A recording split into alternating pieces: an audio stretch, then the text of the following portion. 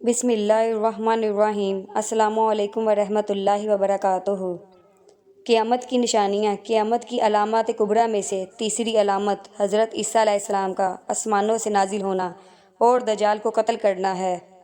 نزول عیسیٰ علیہ السلام کا عقیدہ قرآن کریم، احادیث اور اجماع امت سے ثابت ہے۔ اس کی تصدیق کرنا اور اس پر ایمان لانا فرض ہے اور مسلمان ہونے کے لیے ضروری ہے۔ اس عقیدے کے بغیر کوئی شخص مسلمان نہیں ہو سکتا۔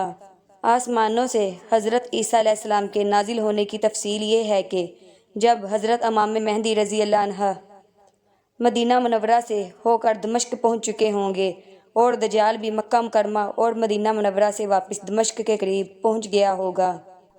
حضرت امام مہدی رضی اللہ عنہ اور یہودیوں کے درمیان جنگیں زوروں پر ہوں گی۔ اسی دوران ایک دن فجر کی نماز کا وقت ہوگا۔ اذان فجر ہو چکی ہوگی، لوگ نماز کی تیاری میں مشغول ہوں گے کہ اچانک حضرت عیسیٰ علیہ السلام دو فرشتوں کے پروں پر ہاتھ رکھے ہوئے آسمان سے اترتے ہوئے نظر آئیں گے۔ سر نیچے کریں گے تو پانی کے قطرے گریں گے، سر اونچا کریں گے تو چمکدار موتیوں کی طرح دانے گریں گے۔ حضرت عیسیٰ علیہ السلام دمشق کی جامع مسجد کے مشرقی جانب سفید رنگ کے مینار پر اتریں گے، وہاں سے سیڑھی کے ذریعے نیچے آئیں گے۔ حضرت عیسیٰ علیہ السلام عدل و انصاف قائم کریں گے، ہر طرف ایمان پھیل جائے گا۔ آپ علیہ السلام عیسائیوں کی صلیب توڑ دیں گے۔ صلیب توڑنے کا مطلب یہ ہے کہ عیسائیوں کے عقیدے کو غلط قرار دیں گے۔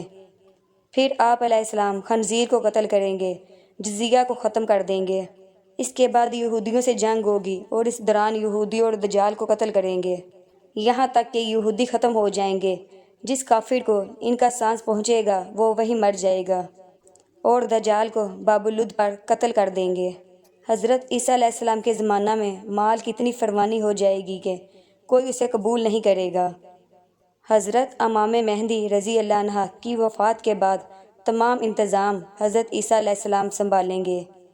ہر طرف اسلام ہی اسلام ہوگا اور ہر انسان مسلمان ہوگا۔ آسمانوں سے اترنے کے بعد بھی حضرت عیسیٰ علیہ السلام نبی ہی ہوں گے، کیونکہ نبی منصب نبوت سے کبھی معزول نہیں ہوتا، لیکن اس وقت امت محمدیہ کے تابع اور عادل حکمران کی حیثیت میں ہوں گے۔ دجال کو قتل کرنے کے بعد حضرت عیسیٰ علیہ السلام مسلمانوں کے احوال کی اصلاح فرمائیں گے اور نہایت سکون و آرام سے زندگی بسر ہو رہی ہوگی، اور پھر اللہ تعالیٰ کے حکم سے آپ انہیں کوہ طور پر لے جائیں گے۔ 40 یا 45 برس کے بعد ان کی وفات ہوگی۔ حضرت عیسیٰ علیہ السلام کا نکاح بھی ہوگا اور آپ علیہ السلام کی اولاد بھی ہوگی، اور حضرت عیسیٰ علیہ السلام کا مدینہ منورہ میں انتقال ہوگا اور آپ علیہ السلام کو حضور اکرم صلی اللہ علیہ وسلم کے روضہ مبارک میں دفن کیا جائے گا۔